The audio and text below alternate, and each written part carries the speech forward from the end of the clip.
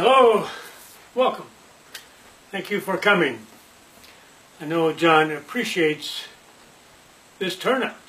I know the family appreciates each of you being here to remember John Neeley. We will hear some stories today. Some of mine, a lot of yours. I know you have a favorite John Neeley story you want to share. We'll laugh, we'll shed some tears, and our laughing and our tears will be good. When Barbara Neeley called to let me know that John had died, I happened to be teaching a class at Franklin High School, so she had to leave a message. I substitute teach at Franklin 3 or 4 days a month. After class I had a break, so I listened to my messages, and when I realized what Barbara was telling me about John, I began to cry, tears rolling down my cheeks. And here's a story about tears I'd like to share with you. I think it's special. When John Neeley and I went up to the Wallowa Mountains to hunt, there were times when Barbara, Allison, and Lyrian went up with them 4 or 5 days before I went up. And then when I did go up, we spent a night or 2 nights together, the group of us. And then Barbara, Allison, and Lyrian needed to get back to Portland. So they packed up and drove out of that campsite, and John and I watched them go, and I looked over at John's face. Tears were streaming down his cheeks. The same thing happened when his daughter Dulcie came up to the Eagle Creek camp.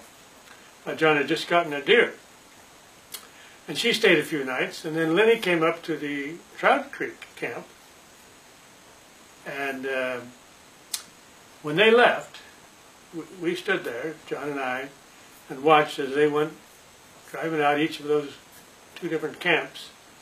I looked over at John, and he had tears rolling down his cheeks. He loved his family.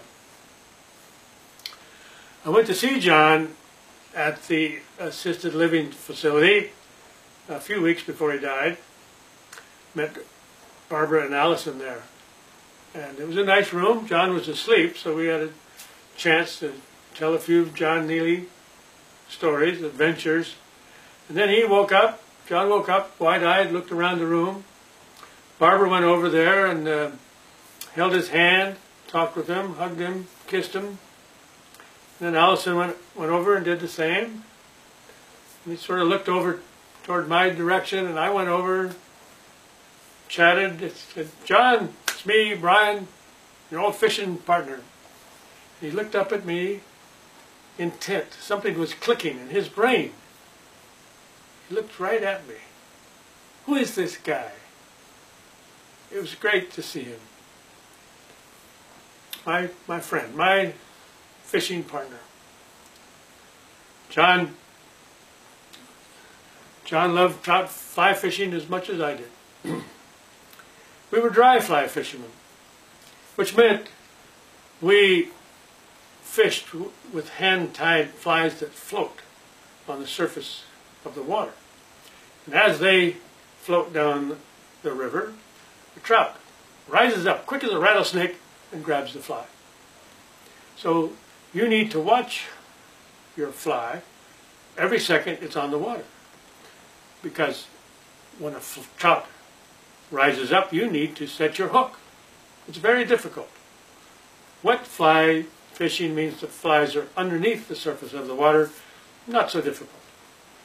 You need excellent hand-eye coordination to be a dry fly fisherman, and John Neeley was a master. When I read "A River Runs Through It" by Norman Maclean, I thought of fishing with John, like the 2 brothers in the book. "A River Runs Through It" opens with these words: "In our family, there was no clear line between religion and fly fishing.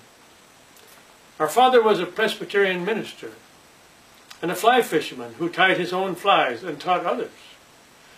He told us about Christ's disciples being fishermen, And we were left to assume, as my brother and I did, that all first-class fishermen on the Sea of Galilee were fly fishermen, and that John, the favorite, was a dry fly fisherman. I fished with John over 30 years, and to my knowledge, he pretty much stuck with dry flies. Brown hackle, stimulator, royal coachman, and on the Deschutes in mid-May, a salmon fly. There was a short period of time when salmon flies hatch on the Deschutes. They're big flies, 2-3 inches.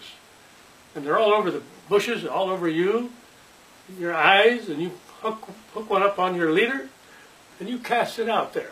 And there's salmon flies on the water. The female are dropping their eggs out there. So you get it out in the water, in a little eddy there, and maybe amongst some other salmon flies, and it floats down the river. And you watch it.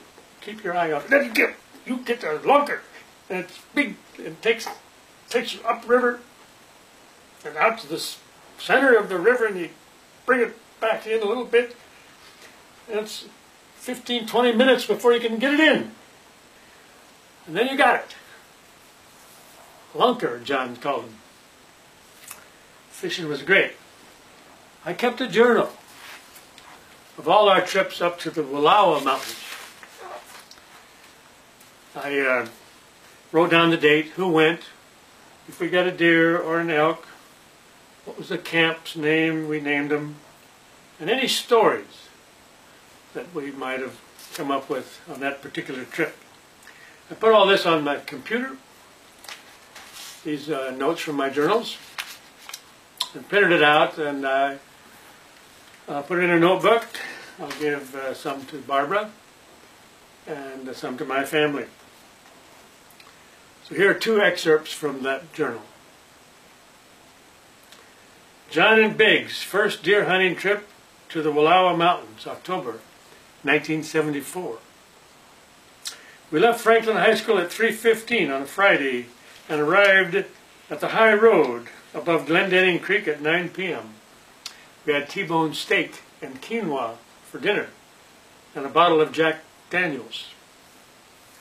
We climbed into our sleeping bags with John's tarp thrown over us and the temperature at freezing, 5,000 feet up into the Wallowa Mountains. We looked up to a sky with so many stars we could barely see the blackness.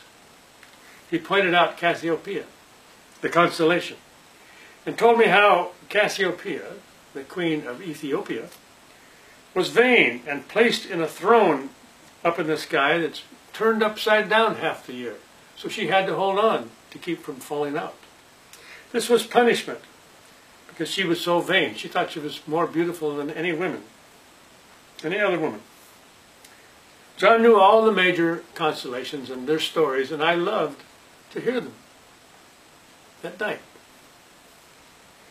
When we were out hunting the next morning, Gary Jackson, another Franklin teacher, stopped by our campsite, which was partially a log burned from the night before,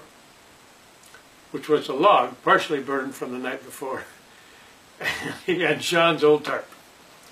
Jackson helped himself to a shot of Jack Daniels and wrote us a note expressing dismay at the lack of amenities in our campsite. We didn't get a deer that year, but John had me hooked on the Wallowa Mountains and quinoa. We went up there almost every year, sometimes twice a year, from 1974 to 2007. Here's an entry from August 1982. After breakfast before bow season started, John and I walked out of camp to practice shooting our bows. We wandered into the woods and shot arrows into various rotten stumps or clumps of grass, and these were from random distances to simulate an actual shot at a deer. John, being a biology teacher, loved examining the flora and fauna and prided himself in naming everything in both English and Latin. After John made a particularly good shot, we walked up to retrieve his arrow, and we noticed some feces amongst the pine needles and leaves on the ground by his arrow's point of impact. He pulled out his arrow and dropped it on the ground, and then bent down to examine this clump of feces.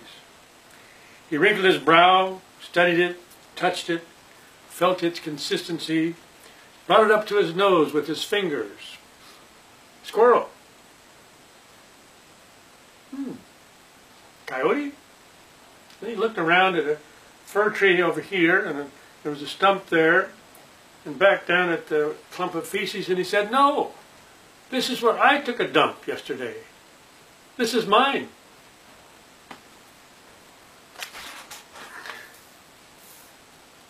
Here's a note. In the words of Barbara Neeley. In the words of Barbara Neeley, John was genuine, magnetic, and thrived on integrity. What you saw was what you got. He was philosophical, intellectual, curious. He read Jacob Bronowski, Buckminster Fuller, worshipped Carl Sagan, and studied with Moshe Feldenkrais. He was a health food proponent in the 50s before it was in vogue, and had his basketball players drinking tiger's milk, much to their dismay. Possessions in the form of fancy houses or cars meant little to John. He kept all of his belongings in 3 baskets, plus his fishing rod and rifle. He was a happy man. Now it's time for your stories. Who will go first?